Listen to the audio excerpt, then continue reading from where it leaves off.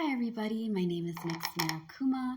I am the owner of Marikuma Healing, where we talk about healing our mind, body, soul, and hearts. We learn how to let go of our past trauma, how to heal from toxic abuse.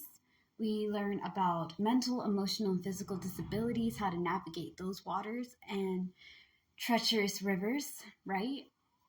We also talk a lot about glaucoma, which is an eye disease that affects people's vision, and there's different types, and how to live with it, and tips and tricks to go about it, right? We learn about embracing our uniqueness and loving ourselves. My business, again, is all about embracing our more healthier versions. Not a perfect version, a healthier version, a version where it allows us to love ourselves and love others. And I feel like if we learn how to let go of some things that have been tying us down, we can learn how to live and enjoy life a lot more better. On top of that, we do a lot of witchy things. I have card readings. I use playing cards to do my readings. You can use any type of cards. I would say playing cards, tarot, oracle decks, and more. Y'all can use it. But for me, I use playing cards because that's what I have on hand.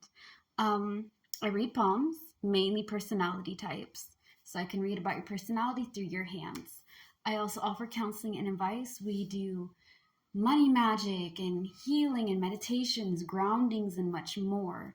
I read witchy books, also called Witchy Reads, which is not mine. I'm not the owner of that. I did not create it, but we have it on my YouTube live. We're going to be reading chapter 2, 3, and 4 later on today.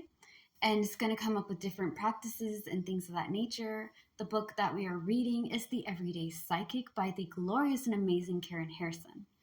So if that's something that you're interested in, learning about magic and witchcraft, spirituality, healing, and things of that nature, then please follow and subscribe for more. All right, without further ado, let's get to part 2 of our Fire Sign August monthly reading. Now, we talked about our theme in part 1 about how it's loss of opportunities and things. A lot of times when we're losing stuff, it's making room for new things. And like I said in part 1, y'all's reading really is about character development, a little bit of growth, and financial. So with that being said, communication, ethics, and introspection is what you're going to be pursuing. Right? We talked a little bit about that in part 1. Communication, how you express yourself, how you talk. Ethics is all about your character and the gray questions. Ethic is kind of picking a lot of times, okay, because we live in a world where it's taught when you're little that it's black and white, there's evil and good. And the thing is that people don't understand that sometimes we do shitty things for good reasons.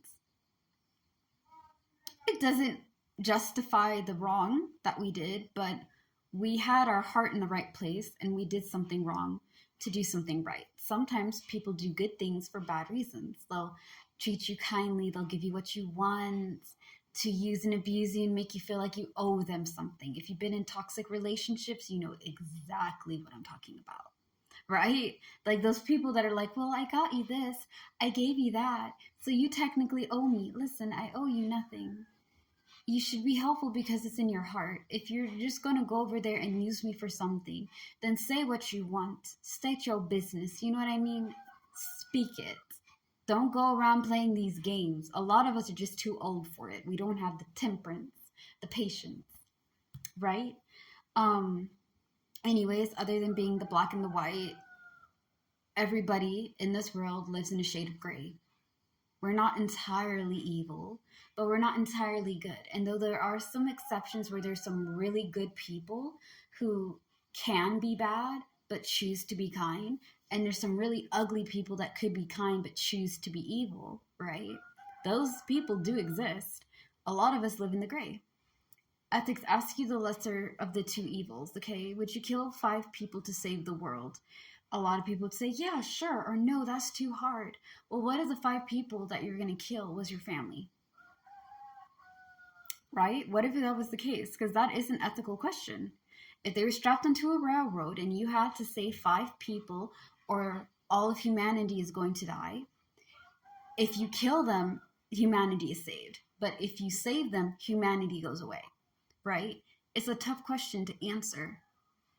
Because a lot of us would want to go over there and try to save both. And what if that's just not a possibility? So again, the lesser of the two evil, and mainly about your character and morals, okay, how you view the world, what you believe in, how you think things should be, how you treat people and yourself. Now, that being said, introspection is understanding yourself on a deeper level. Like on part 1, I said about a tree, right? I have brown pants on, so it looks like trunks. I was tempted to wear a green t-shirt too. I was just going to kind of look like Shaggy a bit. Jokes aside, but I'm being serious. Anywho, the roots of yourself. Introspection is not understanding others, it's understanding you. Who you are as an individual. Who is the real you? Who is yourself, okay? What are things that you should probably work on to let go of? Because when people are happy, people are tending to be more generous, right? Think of it like this. Because I have to deal with somebody who is often on about control. Like they always have to be in the know. They always have to have control. They always have to have everything on their way, the way that they want it. And it's very annoying. But this is coming from the fact that they didn't have any control when they were younger, right? So instead of dealing with that issue as they got older, it just kind of turned into like dominance, arrogance, aggression at times.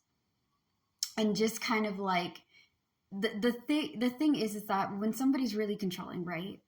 When someone chooses that path, a lot of times it comes from people who didn't have power when they were younger or when they needed somebody to help them, right? They were always the ones that were being mistreated or shouted at or controlled. And so when they got older, they thought that, hey, if I'm in control all the time and I do what I want, then nobody can tell me anything. If I'm more scarier than any other person, if I'm more aggressive, if I'm more controlling, if I'm more dominating, then nobody can cross me. Because your pain was not heard when you were crying and when you were sad, but everybody listened when you were angry. I've been there. The power is intoxicating, but that's not a life to live, man. That's not a fucking life to live. Anywho, if it's not treated, it can turn into something ugly. And then you push everybody away, and then nobody really wants to deal with you. They just put up with you. Now, that being said, right, that's just an example. Sometimes pain turns into anger and rage, and it turns into toxicity. The same thing goes for love. Love and acceptance can cause you to be a lot more gentle and kind, open-minded and empathetic to not only yourself, but to others. Introspection goes both ways, baby. Now, we talked about what you guys are pursuing. Let's talk about what you guys are going to be overcoming. Togetherness is what you guys are overcoming. I think you're finally allowing certain people to get into your lives. Joy and celebration, joy and company, celebration, and friendship is what this card is. Okay, togetherness. And that's what you're overcoming. That's what you're getting over on. You're allowing people to welcome you in. You need people that will love and respect you emotionally, as well as just as a person, like an individual. Like they accept you for who you are, not what you can be, not what you can do, but they love you for yourself. They lift you up, they correct you, they guide you, they help you, they're someone you can lean on, right?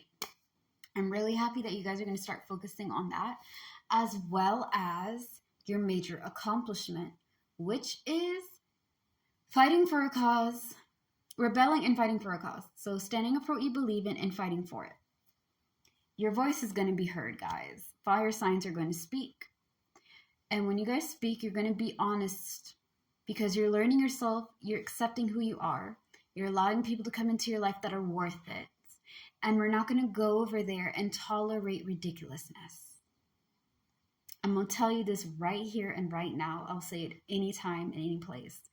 The older you get, the more you live and experience this life that we're living, right? Your peace of mind is everything. I don't have time to give my peace of mind to people who are not worth it. If you're going to go over there and cause me madness, cause me stress, make me overwhelmed and anxious, you are not worth my time. I don't have that patience to deal with that type of ignorance and ridiculousness. You feel me? So I'm happy that you guys are fighting for what you want, standing up for what you believe in, and being with people that are there for you. Now, stay tuned for part 3, where we tackle a lot more about other things for this month. Peace out. Follow and subscribe for more.